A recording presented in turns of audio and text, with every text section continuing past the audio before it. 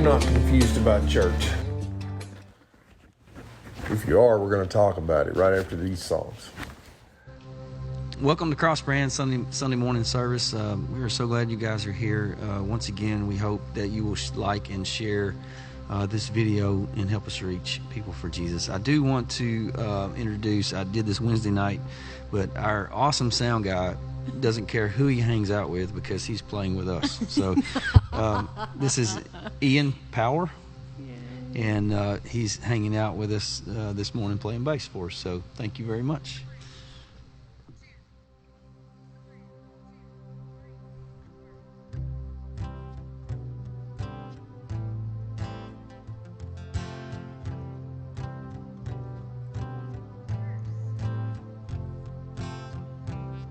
It don't have a job, don't pay your bills, won't buy you a home in Beverly Hills.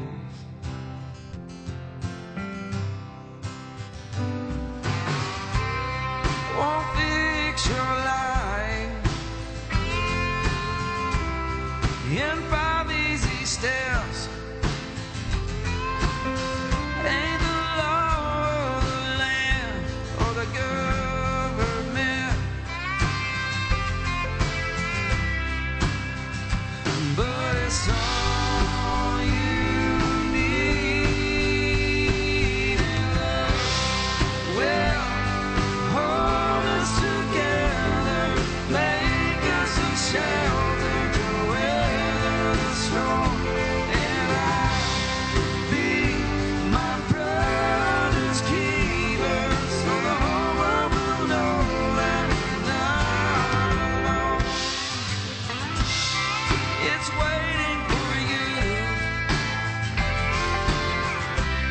knocking at your door. In the moment of truth, when your heart is full and you're on your knees, will hold us together, make us a shelter to weather the storm.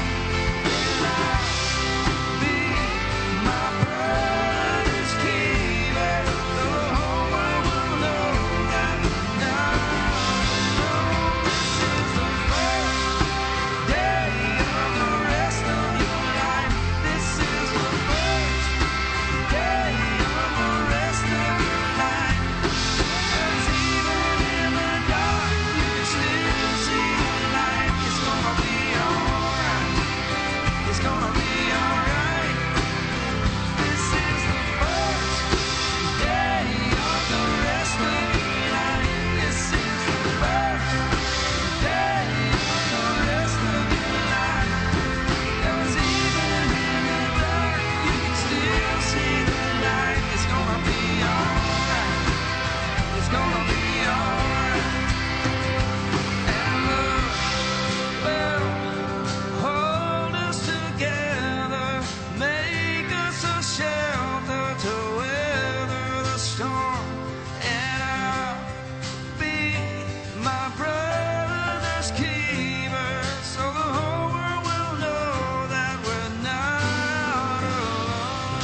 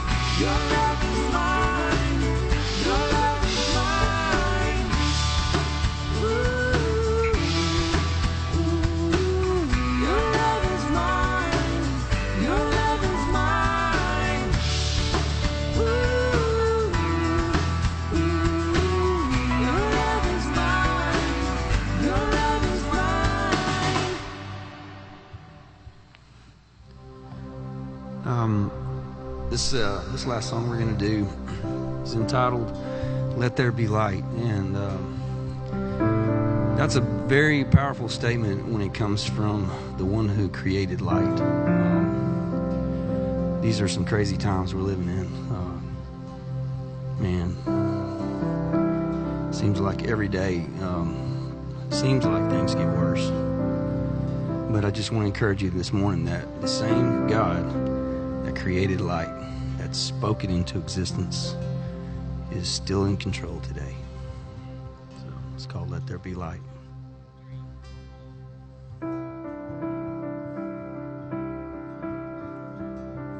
When you speak, darkness has to bow. Confusion has its final hour. When you speak, mountains rise and fall. It tears down every wall around me. When you speak, you breathe upon the dust. You come alive and run. When you speak, you silence every fear. Feel your spirit around us. Let there be light. Let there be light. Until it fills up every space. Come and have your way. Let there be light. Let there be light. Just one word and I can change. Come and have your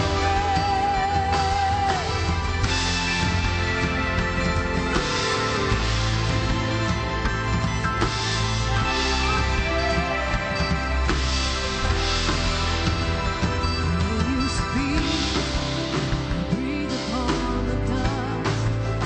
Come alive and when you speak, silence every fear. Feel your spirit around us. Let there be light. Let there be light. Till it fills up every space. Come and have your way. Let there be light. Let there be light. Just one word and I can change. Come and have your way. Let there be light. Let there be light. Till it fills up every space. Come and have your way. Let there be light. Let there be light. Just one word and I can change. Come and have your way. Now you're everything we seek as deep cries out to deep. We will see God. Hear your glory on display. Jesus, take your place. We will see God. You're everything we seek as deep cries out to deep. We will see God. Hear your glory on display. Jesus, take your place. We will see God. Let there be light. Let there be light. Till it fills up every space. Come and have your way. Let there be light. Let there be light. Just one word and I change. Come and have your way. Let there be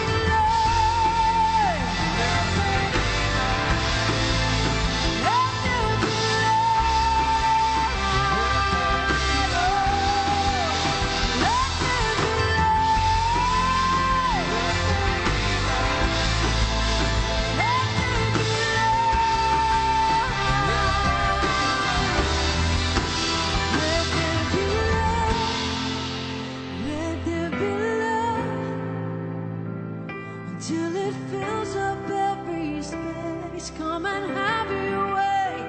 Let there be love. Let there be love. Just one word and I am changed. Come and have your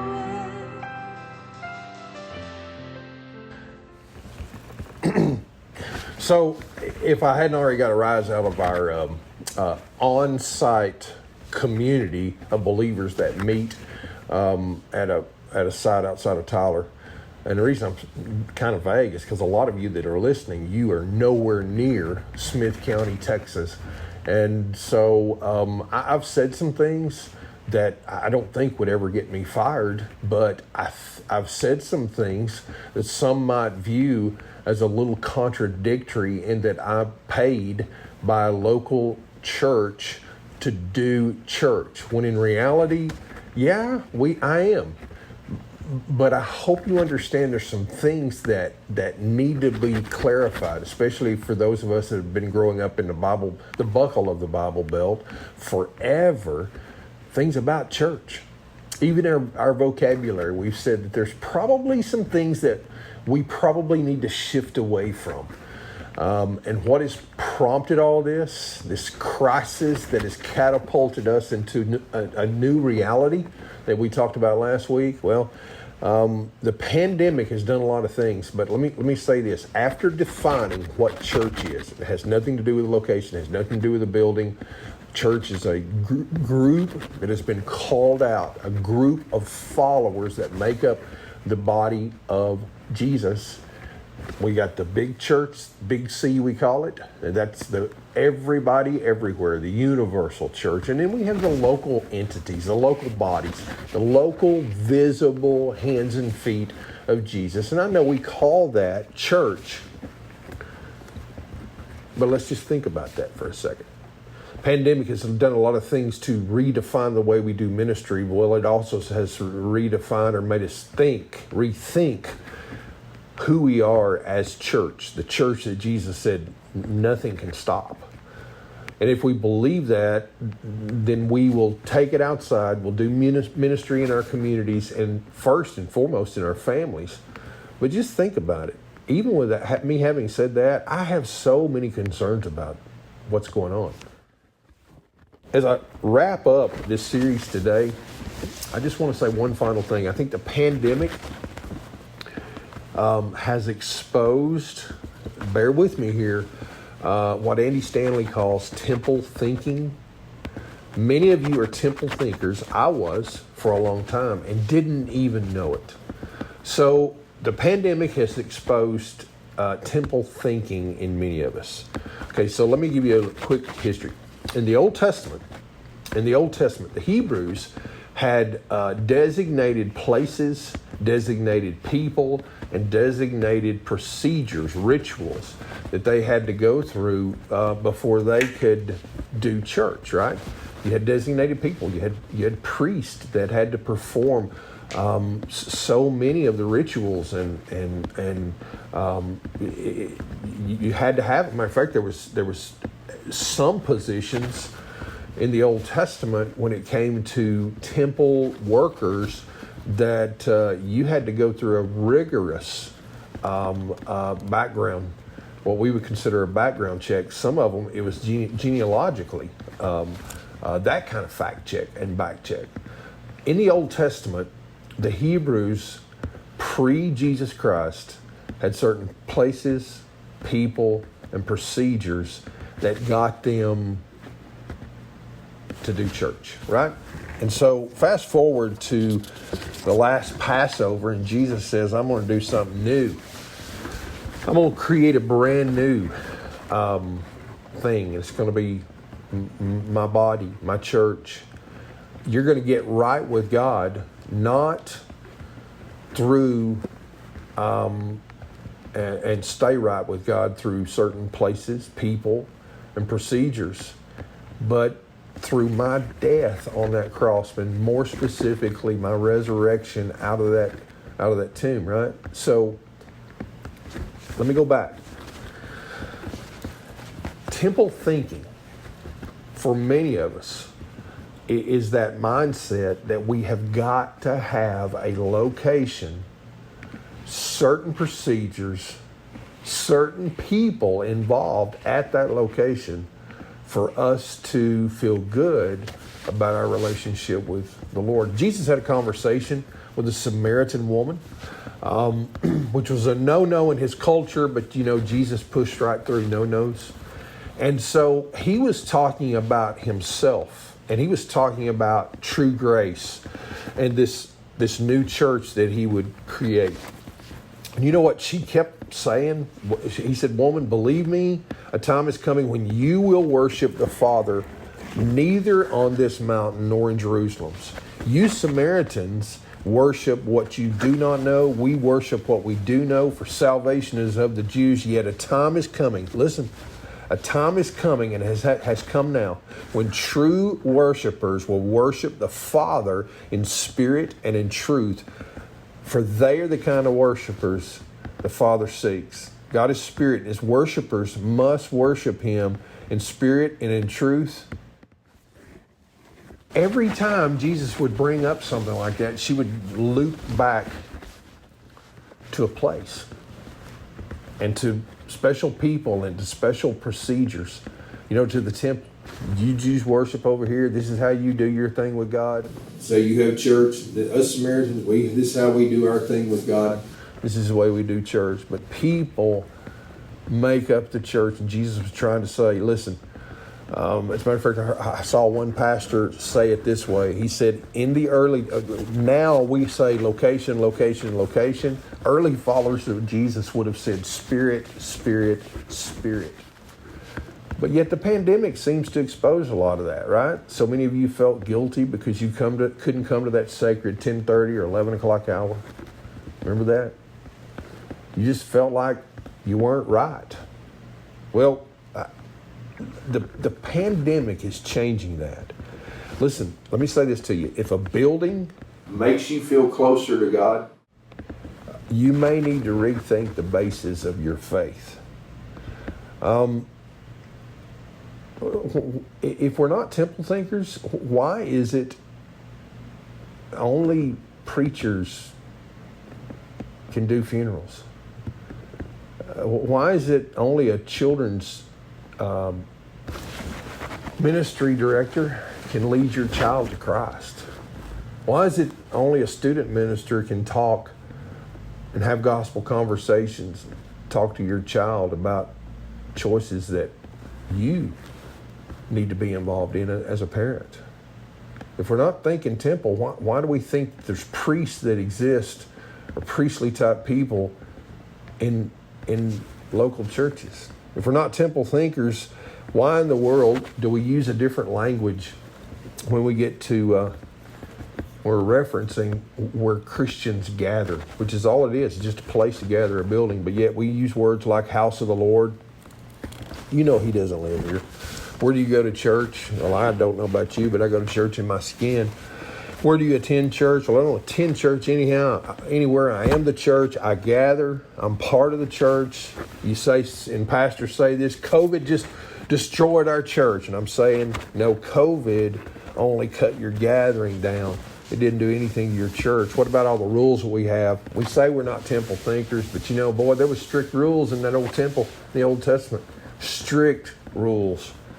Some of the priests died in their duty. It was that strict. Say don't wear a hat in the Lord's house. And I say, don't you mean don't wear a hat on the Lord's house? We have certain rules, right? Right? Take your hat off. Don't chew gum. Don't skip. Don't drink coffee. Why? It's a building, right? And I know I'm really pushing this, especially if you're over a certain age. We're pushing it. But we've come to a point where so many people, that's the extent of their faith experience, is that sacred 11 o'clock hour. And it's all about the building. It's all about that certain leader. I heard a story not long ago about a young man that had been walked away from the faith for a long time. His family finally got him to come back. And so he gathered at one of the local churches, and lo and behold, I'm sure he meant well. But you know, this young man, he's not been to any local conservative country church gatherings. And I'm sure the deacon meant well, but he went over to him and informed him about the dress code in the building. Now you tell me how that is ever going to reach anyone. And I pray to God that I wish that young man was listening. You know, Jesus don't care about your daggum dress code, right? He don't care about your hat.